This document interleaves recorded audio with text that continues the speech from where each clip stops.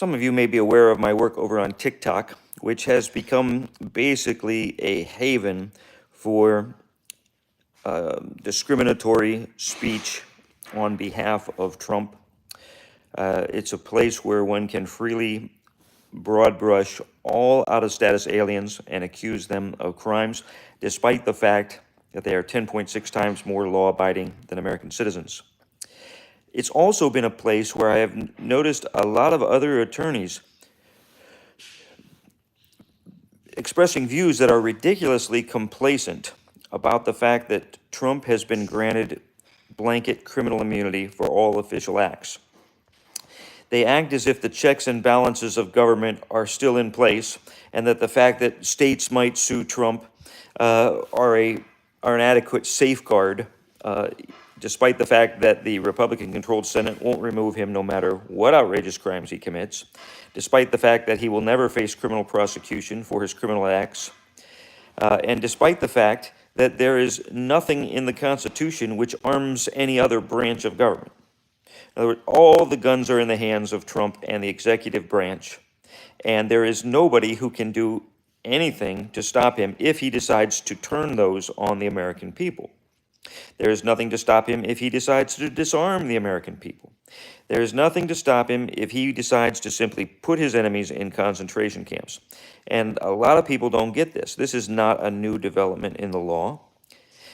This is because of the 1944 case of Korematsu versus the United States, which has never been overruled, despite repeated attempts to get the Supreme Court to overrule it.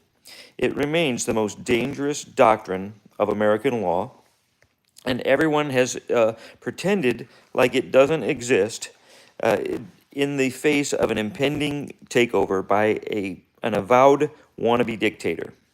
These are extremely perilous times. Let me just read to you some samples of the reasoning from Korematsu v. United States, the reasoning of the majority, and attempt to convey to you exactly what it was they said is fine under our Constitution. Keep in mind, as I do so, that the people who were the subject of the military orders involved in Korematsu versus United States, 117,000 of them interned for the duration of the emergency, which the court freely admits extended beyond the time when any reasonable person would imagine Japan could still invade our shores. 117,000 people, 70,000 of whom were American citizens, not a single one of whom was proved to be in any way disloyal, not a single one of whom even received a trial. This is even after the exploits of the famous 442nd Brigade, in which Japanese Americans were a unit comprised of Japanese Americans, because those were in the days of the segregated army, was more highly decorated than any such regiment before or after in all of American history. So we're talking about a people who not only were never proven to be disloyal, but affirmatively proved their incredible patriotism and loyalty despite being rounded up and stuck in concentration camps in America. You say, well, what could their reasoning have been? Well, let's just take a look at it. The Supreme Court wanted the executive to have broad powers to face this national emergency, all right? Of course, Congress had declared war on the Empire of Japan, but remember, it only takes a majority of Congress to declare war. It just takes half the members of the House plus one, 218 votes. It just takes half the senators plus one, 51 votes, or 50 and J.D. Vance. Trump repeatedly ordered his Secretary of Defense, and he has told everybody this, to look into firing missiles into Mexico. I'm not making this up. Look it up. Trump wanted to fire missiles into Mexico, supposedly to take out drug labs. Trump has repeatedly referred to refugees and immigrants as an invasion. He has claimed they are the worst people in the world, and so on and so forth. You've heard the rhetoric. If you haven't, you've had your head in the sand. You have to take a look at it.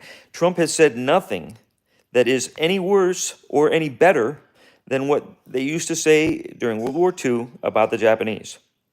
And the result was this. Again, I'm going to read from the majority in Korematsu versus United States.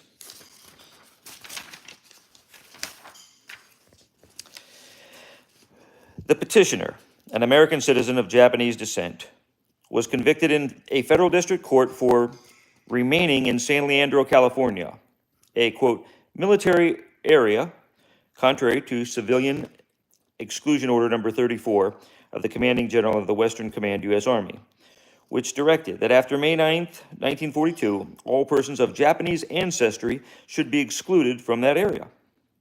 No question was raised as to petitioner's loyalty to the United States. The Circuit Court of Appeals affirmed, and the importance of the constitutional question involved caused us to grant certiorari. It should be noted to begin with that all legal restrictions which curtail the civil rights of a single racial group are immediately suspect. That is not to say that all such restrictions are unconstitutional. It is to say that courts must subject them to the most rigid scrutiny. Pressing public necessity may sometimes justify the existence of such restrictions. Racial antagonism never can.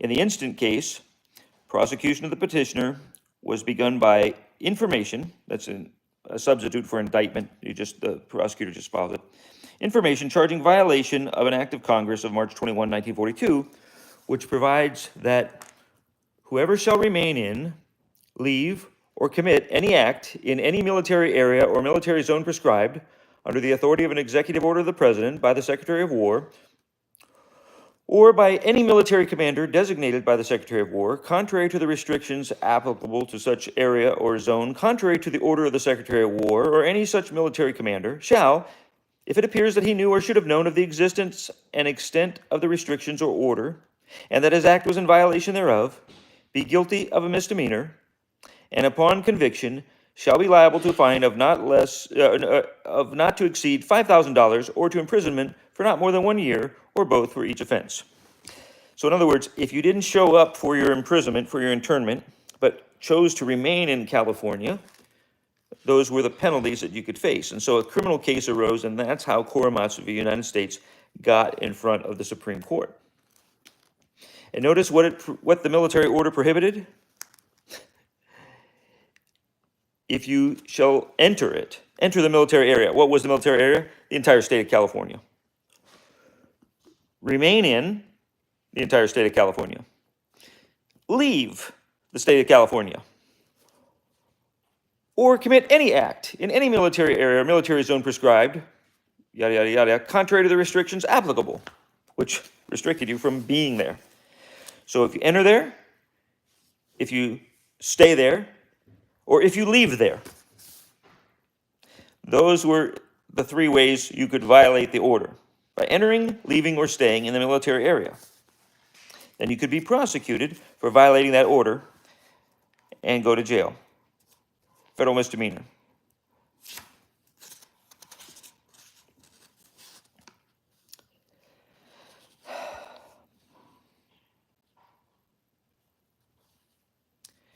They first go to cite their own opinion in Kiyoshi Hirabashi versus United States in 1943, the year before, in which they had upheld a curfew. Right? They said it was perfectly okay for the authorities under the president's power and because of the emergency to order people to stay inside their homes from 8 p.m. to 6 a.m. They said, it's very well established. For over a year, we've said the military is allowed to keep you in your home. But, of course, it's a lot bigger intrusion on your freedom to kick you out of your home and make you report to a concentration camp. So they need to look into this, right? It says, in light of the principles we announced in the Hirabayashi case, we are unable to conclude that it was beyond the war power of Congress and the executive order to exclude those of Japanese ancestry from the West Coast war area at the time they did. True, exclusion from the area in which one's home is located is a far greater deprivation than constant confinement to the home from 8 p.m. to 6 a.m., Nothing short of apprehension by the proper military authorities of the gravest imminent danger to the public safety can constitutionally justify either. But exclusion from a threatened area, no less than curfew, has a definite and close relationship to the prevention of espionage and sabotage. The military authorities, charged with the primary responsibility of defending our shores, concluded that curfew provided inadequate protection and ordered exclusion. They did so, as pointed out in our Hirabayashi opinion, in accordance with congressional authority to the military to say who should and who should not remain in the threatened area. As I do this, you should simply substitute in your mind Mexican ancestry, or if you like, Spanish surname, and their sympathizers, right? Because that would well be within the authority of Korematsu. Korematsu was excluding people that had not even expressed any sympathy for the Empire of Japan. They were simply using their racial ancestry as a shorthand way of identifying people who might potentially be persuaded by the arguments of the Empire of Japan. And they couldn't have that, right? If they had actually established that any of these people had ever even said anything pro-Japanese, then the case would be much stronger against them, right? You wouldn't have to rely on their ethnicity. So it will be completely within the authority of Korematsu versus the United States that Mexicans, people of Mexican ancestry, and anyone who sympathizes with Mexicans, definitely including American citizens, most of the people interned under Korematsu of the United States were American citizens, understand? Definitely you'll be subject to internment under this doctrine. This is why we never should have even thought for a second of handing this sort of power to Trump.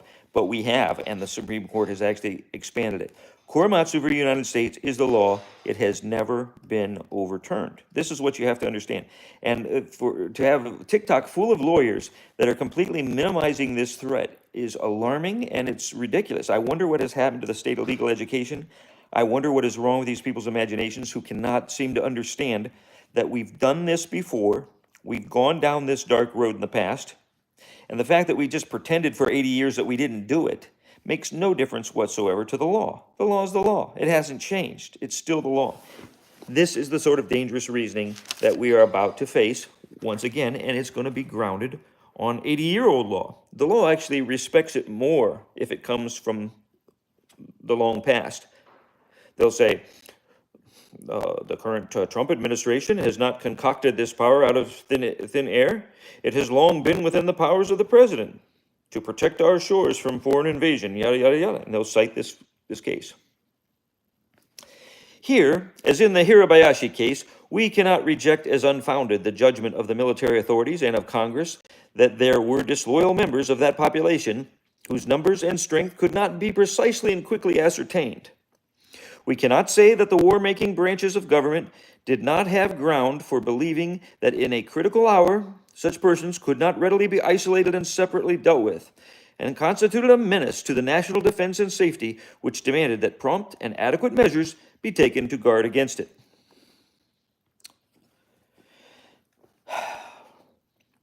Like curfew, exclusion of those of Japanese origin was deemed necessary because of the presence of an unascertained number of disloyal members of the group, most of whom we have no doubt were loyal to this country. It was because we could not reject the finding of the military authorities that it was impossible to bring about an immediate segregation of the disloyal from the loyal that we sustained the validity of the curfew order as applying to the whole group. In the instant case, temporary exclusion of the entire group was rested by the military on the same ground. The judgment that the exclusion of the whole group was for the same reason a military imperative answers the contention that the exclusion was in the nature of group punishment based on antagonism to those of Japanese origin. That there were members of the group who retained loyalties to Japan has been confirmed by investigations made subsequent to the exclusion. Approximately, in other words, after we put them in camps, we managed to find that some of them actually were sympathetic to Japan. I digress. That was an editorial. Let's get back to the erudite reasoning of the racist Supreme Court. Approximately 5,000 American citizens of Japanese ancestry refused to swear unqualified allegiance to the United States and to renounce allegiance to the Japanese emperor, and several thousand evacuees requested repatriation to Japan. Aha. We uphold the exclusion order as of the time it was made and when the petitioner violated it. In doing so, we are not unmindful of the hardships imposed by it upon a large group of American citizens. Hardships. They were told, get out of your houses. You can't bring anything with you. Raus, raus, raus, to the camps, right? Their houses were looted by their neighbors left behind. Their houses were overrun. Their houses were taken over. Those who were lucky enough to sell a few things sold it on the cheap because they had to. They lost all their stuff. You think you could live for very long in this country without all your stuff? Not so much as an apology from Uncle Sam. Not a dollar from Uncle Sam. Not any just compensation whatsoever. Why? Military necessity. And the Supreme Court could not interfere with the judgment of the military authorities. Why do you think Trump wants to purge the generals? Why do you think Trump hates the generals? Why do you think Trump says all the time, oh, I need Hitler's generals? This is why. Because if he can subject them to a Trumpian loyalty test, he can make them do anything. That's the law.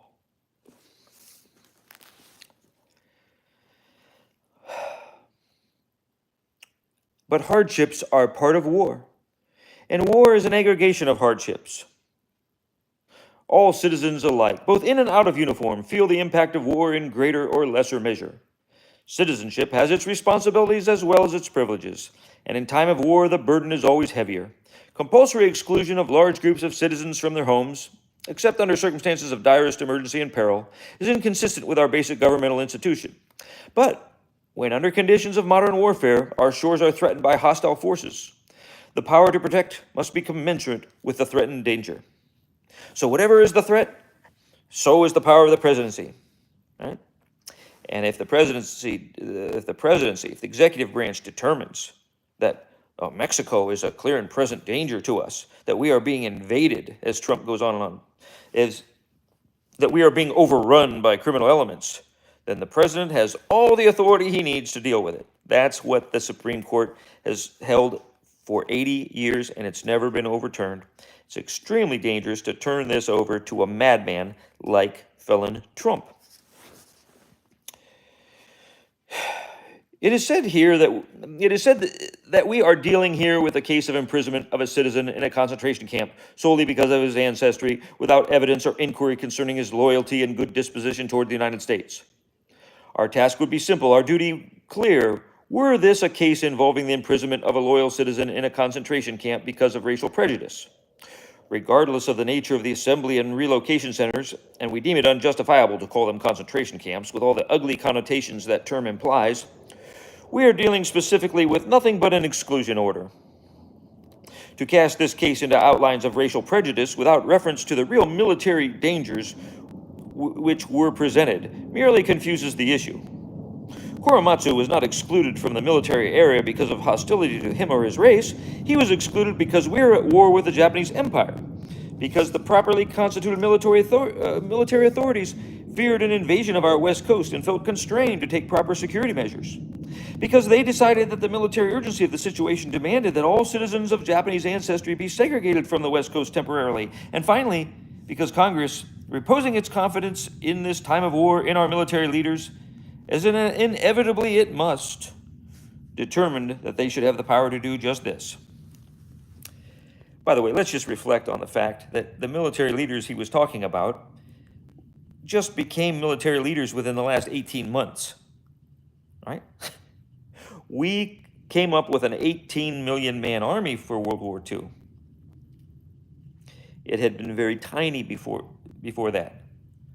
95% at least of the officers to whom the Supreme Court is talking about, the duly constituted military authorities, just became duly constituted military authorities.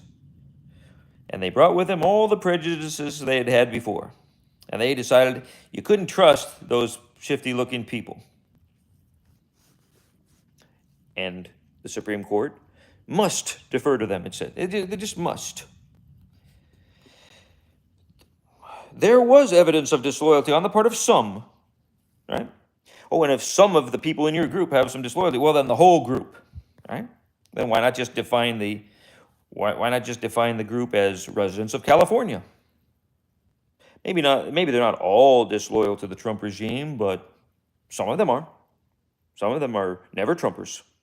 Some of them are never Trumper soy boy lib dems. Some of them are beta males. Some of them are, you know, skippies.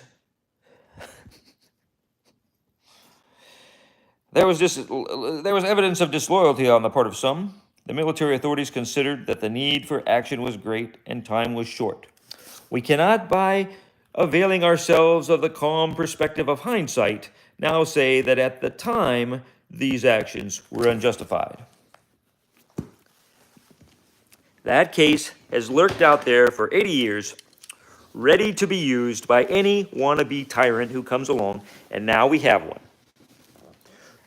Trump is a filthy criminal. He is a convicted felon. He, in broad daylight on national TV, attempted to overthrow the Constitution because he was upset about losing the election. Trump has said some 200 times he wants to be a dictator. He has openly pledged to be a dictator. On day one, the deportations are going to begin, and the little weasel Stephen Miller is going to be the guy in charge of it. They have already lined up contractors to build giant camps in the desert along the border. We know that in true Trumpian fashion, these things are going to be hellholes of misery and death. We know that they will not find any water. How do we know they won't have water for you there? For me there? Because Trump thinks you can get all the water you need from Canada by turning on a giant spigot. That's how stupid this monstrous madman is. History, if there is history, if there's a future of the United States, our descendants will ridicule us as the stupidest, worst generation in American history. And what do the Democrats do? They sit around and say, well, we've all got to participate in the peaceful transition of power. Well, we had a good election, fair is fair. We had a nice fight. Now let's shake hands, let's make up. And, we're just going to let this happen. That is a crazy way to run this railroad, to put it mildly. People have stopped studying at some point. People have very short memories. People, even lawyers. I'm talking about lawyers. I'm here criticizing like 90% of the lawyers over on TikTok, from which I am now temporarily banned because I hurt snowflake Trumper feelings. They are sitting around very complacently saying, oh, well, the fact that he's been given criminal immunity doesn't mean there's no checks and balances. We still have all the other balances that were in place, all the other checks on presidential power that we ever had. What do we have? Nothing. When you have a hysterical nutjob liar like Trump who's willing to call immigrants invaders, willing to direct his Secretary of Defense to fire some missiles into Mexico, there are no checks and balances.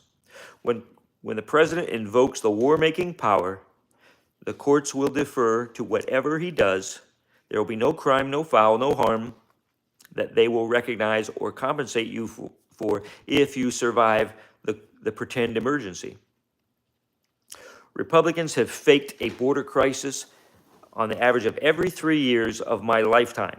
I remember my first one when I was 16 years old. And like clockwork, ever after, they have claimed we're being invaded. Where's the invasion now?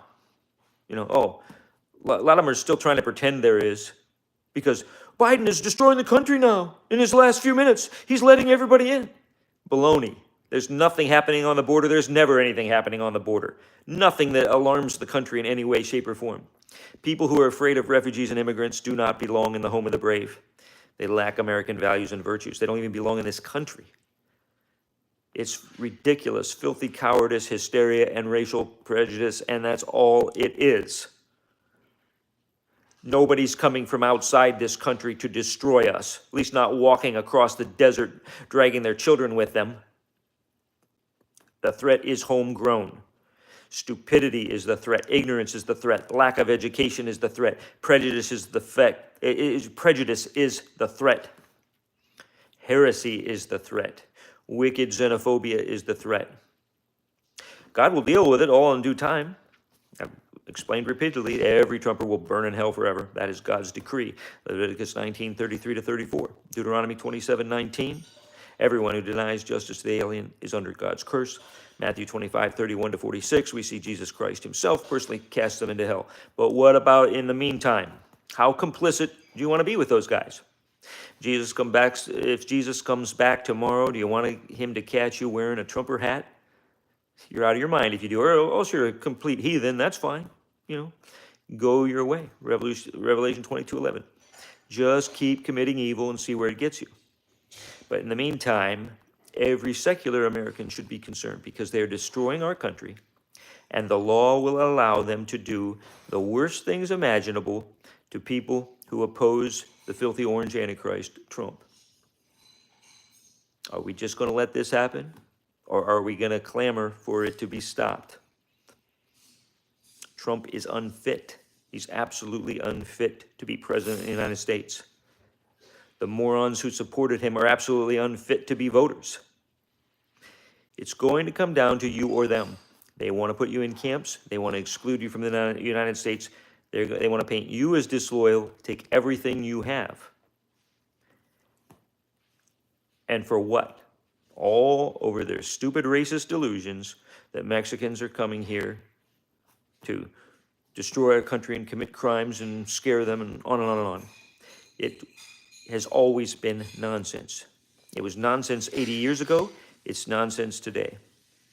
Unfortunately, the foolish, short-sighted people of 80 years ago that we stupidly just broad brush as the greatest generation, they obviously were not, laid the groundwork for the destruction that's coming now. And their stupid kids have voted in a monster exactly like the evil mustache man of Germany that their parents fought. It's an outrage. It's an unfortunate time for anybody younger than myself. I enjoyed the benefits of a free republic for 58 years, most of it. It's the kids that are going to suffer. And I call upon everybody, that's especially people with a legal education, to level with people and tell them the truth.